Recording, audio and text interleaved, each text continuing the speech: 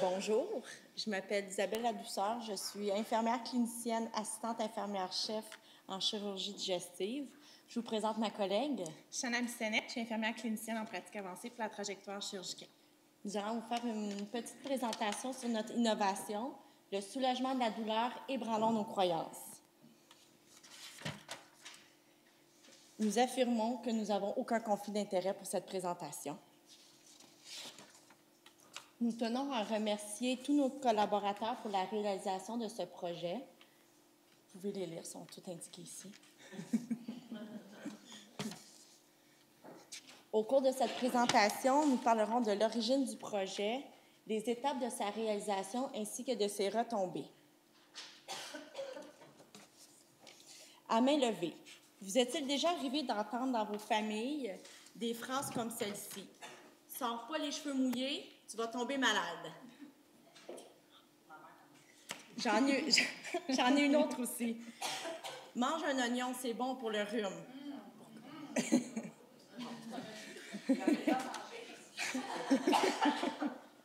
C'est tous des exemples de croyances populaires. Nos croyances guident nos comportements, nos perceptions face à des situations de la vie courante. Elles dictent nos actes, notre façon d'être, notre façon de faire, sans être nécessairement fondées. Dans le système de la santé, en fait, il existe aussi des croyances autant chez les patients que les professionnels de la santé qui peuvent enfin influencer la trajectoire de soins du patient. Dans le secteur de chirurgie, au CHUM, les professionnels de la santé ont tous été sondés sur leurs croyances, leurs perceptions et leurs connaissances sur le soulagement de la douleur, suite à une préoccupation qui a été exprimée par une de nos collègues conseillères. On a aussi fait des outils dossiers qui nous ont alarmés, en fait, sur la documentation clinique, notamment sur la surveillance, qui nous ont démontré des résultats de complétion à 30 Ça nous a inquiétés. Nous savons que le soulagement de la douleur de façon sous-optimale peut avoir de grandes répercussions sur l'épisode de soins du patient et de sa famille. Ayant à cœur le bien-être des patients, la qualité et la sécurité des soins, ces résultats nous ont profondément interpellés, puis on s'est dit qu'il fallait vraiment qu'on agisse, qu'on fasse quelque chose. Il y a aussi eu l'événement du rapport du coroner du jeune homme de 17 ans. Pour ceux qui ne savent pas de quoi je parle, en fait, c'est un jeune garçon qui s'était présenté à l'urgence 2 jours après un entraînement de karaté, qui avait reçu un coup dans le ventre. Puis malgré une détérioration clinique, là, des signes et symptômes qui étaient objectivables et que la maman a alerté les professionnels de la santé que son garçon n'allait pas bien, il y a eu un manque de surveillance, puis ça en a amené un décès. Il y a aussi le contexte de la crise des opiacés, oui, qui met encore de l'avant l'importance de vraiment aller surveiller, enseigner, d'éduquer autant les patients que les professionnels sur la bonne gestion de la douleur. En 2016, c'est environ 2800 décès qui ont été notés suite à un surdosage d'opioïdes, donc d'autant plus l'importance d'aller intervenir. Ce monde, c'est vraiment un phénomène qui est en croissance exponentielle, puis le Canada vit vraiment une crise dans laquelle les professionnels, on se doit de se mobiliser pour améliorer puis optimiser notre pratique de soins. Toutes les situations énumérées par ma collègue nous démontrent une problématique inquiétante et inacceptable. Malgré tous les outils disponibles au CHUM concernant la gestion de la douleur, les fausses croyances persistent et de grosses lacunes au sein de la pratique infirmière par rapport à l'évaluation, la surveillance et la documentation de la douleur est toujours présent. Il y a place à l'amélioration, ce qui nous a amené à réfléchir sur comment faire autrement. Comment amener la réflexion auprès des membres de notre équipe sur l'importance de la réflexion sur la gestion et la surveillance de la douleur. Comment arriver avec l'équipe de soins à donner un sens à leurs interventions. Comment emmener une nouvelle approche pédagogique. Comment questionner, ébranler les croyances. Comment partager, transmettre, assimiler les notions. Et tout ça, par qui? Qui pourrait transmettre l'information à l'équipe de soins? La question de par qui nous a vraiment amené à se questionner sur les différents rôles des membres d'une équipe de soins. Puis on a ciblé l'assistante infirmière-chef considérant comme un rôle primordial dans une équipe.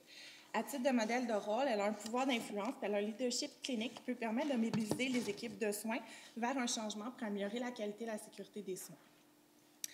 On a réfléchi au comment parce qu'on voulait tenter de trouver une nouvelle modalité d'apprentissage pour les équipes de soins. Notre innovation, dans le fond, consiste à une série de questions qui ont été élaborées sur la gestion de la douleur dans sa globalité, autant sur les outils d'évaluation, les outils d'enseignement, la surveillance, complétion de doses, gestion des signes et symptômes, etc. Ces questions ont été, dans le fond, présentées sous forme de quiz qui sont animés par les assistantes jour, soir, nuit, soit en petits groupes ou de façon individuelle. Toutes ces questions ont été élaborées avec un fil conducteur pour qu'entre chaque quiz, il y ait une suite qui se fasse. Puis toutes les réponses sont appuyées par des écrits scientifiques. En tout, on a élaboré 32 questions, avec certaines questions qui avaient des questions sous-jacentes pour enrichir les discussions. Puis à tous les 2 mois, il y a un nouveau questionnaire qui est distribué aux assistants. L'activité quiz n'est pas strictement pendant une activité d'évaluation, mais vraiment bien davantage une activité permettant de solliciter les connaissances antérieures des apprenants, qui sont les professionnels de la santé, à travers un moment d'échange permettant de mettre de l'avant le rôle de coach de l'assistante. C'est une approche pédagogique qu'on dit pédocentrique, qui est dans le fond l'équivalent en soins infirmiers de l'humanist caring, où ce qu'on met l'apprenant au centre de notre intervention, puis on le considère comme une personne unique à part entière qui a ses connaissances, ses savoirs, puis on construit à partir de son besoin et de sa vitesse d'apprentissage. Puis il y a aussi un petit peu de socio-constructivisme, où on utilise la relation de l'assistante pour démarrer la discussion, puis enrichir et que, dans le fond, les acquis se fassent à travers cette relation-là. On a commencé par présenter l'idée du quiz aux infirmières chefs d'unité de chaque secteur de chirurgie pour obtenir leurs commentaires et leur approbation. On a ensuite développé le premier quiz de 6 questions qui a été présenté à chaque assistante de chaque corps de travail sur chaque département de chirurgie. Une période de 2 mois a été planifiée au départ pour pouvoir toucher le plus grand nombre de professionnels possible. Un soutien a également été offert durant les premières semaines du déploiement du quiz. Depuis le début, en juillet, nous avons terminé le premier quiz et on a réussi à impliquer environ 70 professionnels de la santé. C'est un petit projet avec grands impacts. À travers ce projet, on a reçu plusieurs commentaires positifs, autant des infirmières terrain que des assistantes infirmières-chefs, que des infirmiers-chefs d'unité. Ce projet a suscité vraiment chez les infirmières une remise en question de l'impact de leurs croyances sur leur façon de soigner puis de comment elles interviennent auprès des patients. Le projet a dans l'ensemble amené des discussions enrichissantes par les commentaires qu'on a reçus. Puis, pas mal dans tout le regroupement de chirurgie, en fait, elles se sont vraiment prêtées au jeu pour faire vivre l'activité, parce que c'était agréable de pouvoir le faire. Cette innovation, c'est vraiment facile à transférer dans d'autres secteurs que la chirurgie, parce que la gestion de la douleur, ce n'est pas un concept propre à la chirurgie, mais dans tout le centre hospitalier, on a de la gestion de douleur à faire. Puis ça serait facile aussi de pouvoir le faire avec divers sujets autres que la douleur, mais faire des quiz pour toujours essayer de mettre à jour les connaissances des professionnels.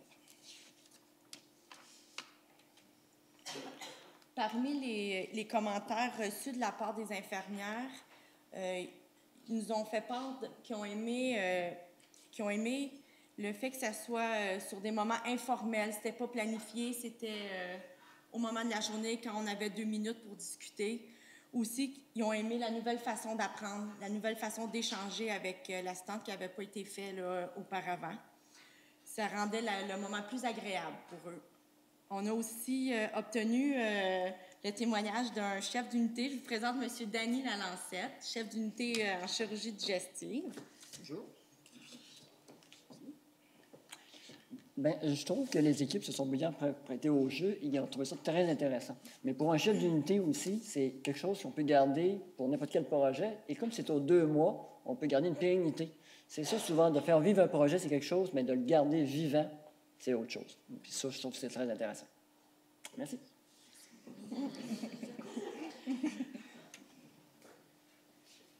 Suite aux rencontres de suivi effectuées auprès des assistantes infirmières-chefs, le principal enjeu qui est ressorti a été le trop grand nombre de questions dues au manque de temps. Comme vous le savez, le manque de temps est un défi en soi dans le système de la santé.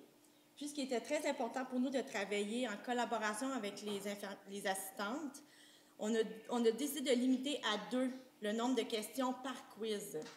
De cette façon, la durée allouée de 2 mois a été jugée réaliste et suffisante, considérant la réalité des équipes de soins présentement sur les unités. Les retombées souhaitées, on en a à moyen et long terme.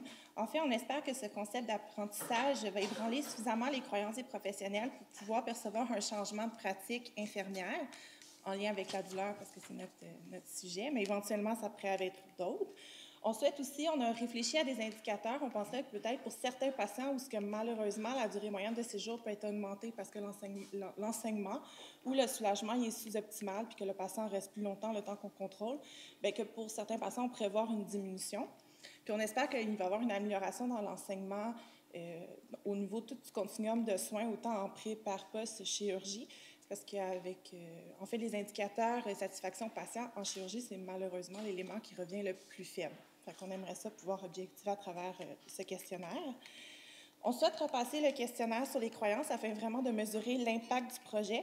Puis on aspire à développer davantage d'activités innovantes et ludiques pour les équipes, telles qu'une semaine de la sensibilisation avec une caravane qui va véhiculer « Aïe, aïe, tu me fais mal ».